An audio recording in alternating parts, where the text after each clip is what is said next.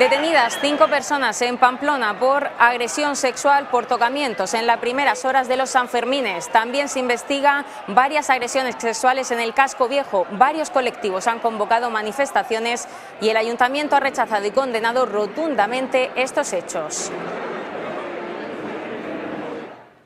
Unas fiestas que vienen marcadas una vez más por las agresiones sexuales. Aún se investigan los hechos, pero surge de nuevo la pregunta: ¿hace falta más educación sexual? Nos acompaña en plato el director del Instituto Sexológico Murciano, Jesús Rodríguez. Muy buenas noches. ¿Qué tal? Buenas noches. Jesús, preguntarte lo que acabamos de lanzar al espectador. ¿Hace falta más educación sexual en la sociedad? Yo creo que no es solamente educación sexual, educación en general. Educación en valores, educación afectiva, saber beber.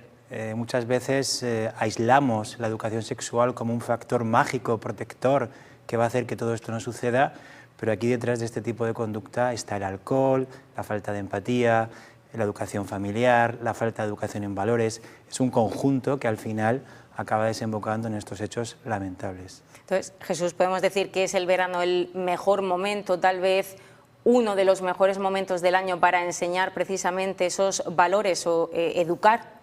El verano es que es peligroso porque se dan una serie de factores que suelen tener una mayor probabilidad de riesgo de este tipo de conducta. El consumo de alcohol, la mayor interacción social, los festivales de música, este tipo de macrofiestas, todo esto es un polvorín que, como vemos, acaba explotando y acaba generando estas noticias. Es un momento sobre todo para prevenir, para estar muy alerta. Ya llegamos tarde ya para educar en verano, obviamente, pero habrá que tener mucho más control sobre cierta población y sobre todo sobre los factores que acaban desencadenando este tipo de situación. Estamos viendo como el consumo del alcohol en menores, en adolescentes, está repuntando y estamos hablando de personas que el autocontrol ya les cuesta. Si encima metemos este tipo de consumos en entornos tan desinhibidos, pues este tipo de conducta no solamente se va a quedar aquí, va a ir a más. Por lo que comentabas precisamente, los últimos datos dicen que más del 40% de las víctimas son menores de edad. Por lo tanto, al final estamos ante un escenario complicado y imagino también que desesperante en este sentido. Pero a mi gusto somos una sociedad fallida. Estamos tolerando dosis tremendas de violencia en adolescentes, tolerando dosis tremenda de consumo de drogas y sin embargo ponemos siempre el énfasis en el sexo, como si eso fuera, no sé, la piedra filosofal. Realmente nuestros menores están demostrando que no saben beber, que carecen de empatía en muchos casos y de alguna forma eso es una educación que tenemos que dar antes de que lleguen a esa edad. Entonces estamos fallando en ese sentido y es muy fácil cargar las tintas sobre es que falta educación sexual. Obviamente la educación sexual es importante, la asertividad sexual, todo esto es muy importante, pero este tipo de hechos no se asocia tanto a la educación sexual, sino a otra serie de factores que como sociedad tendemos a permitir y a tolerar. ¿A qué edad es importante empezar a trabajar en este ámbito, Jesús? Desde muy pequeños se pueden ir inculcando valores en todos los sentidos, en las relaciones interpersonales, la empatía, la asertividad. Y la sexualidad debe ser algo natural que se enmarque dentro de estas relaciones interpersonales como una conducta evidentemente consensuada. Y todo esto es un conjunto que debe empezarse a edades muy tempranas y adaptar los contenidos según la capacidad o el nivel de quien estemos hablando. Es decir, llegar al instituto ya cuando ya han aprendido todo y darle 4 nociones de sexualidad, eso no va a ningún sitio ni va a mejorar esta situación. Precisamente, tirando de lo que estás comentando, ¿qué te parece esa aplicación que se va a poner en marcha para intentar limitar el acceso de los menores a la pornografía? Cada vez es más temprana la edad. Bien, no conozco todavía la medida en profundidad, pero desde mi punto de vista y por lo que sé, me parece ridícula y sería poner puertas al campo. Es decir, es una medida prácticamente de postureo, como se dice ahora, porque en realidad es un fenómeno mucho más complejo y este tipo de fenómenos, con este tipo de respuestas tan simples, evidentemente no van a mejorar. O sea, que por lo que comentas, al final los menores siempre se van a buscar las mañas para intentar acceder a la pornografía. Claro, es que tenemos ahora una generación de adolescentes y menores que son una bomba de relojería.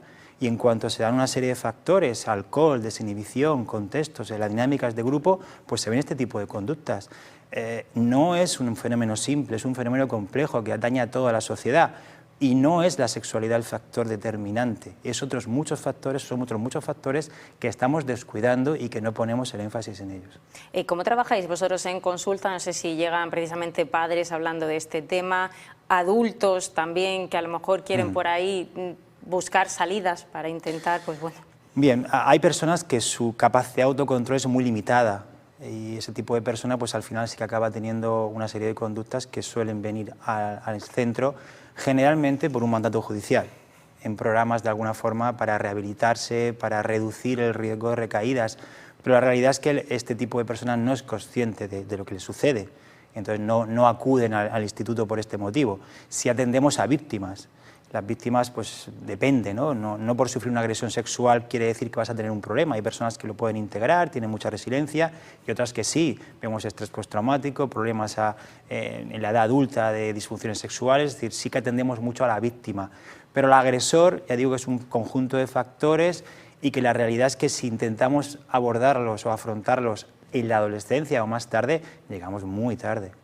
¿Hay salida para una persona que ha sido víctima de una agresión sexual?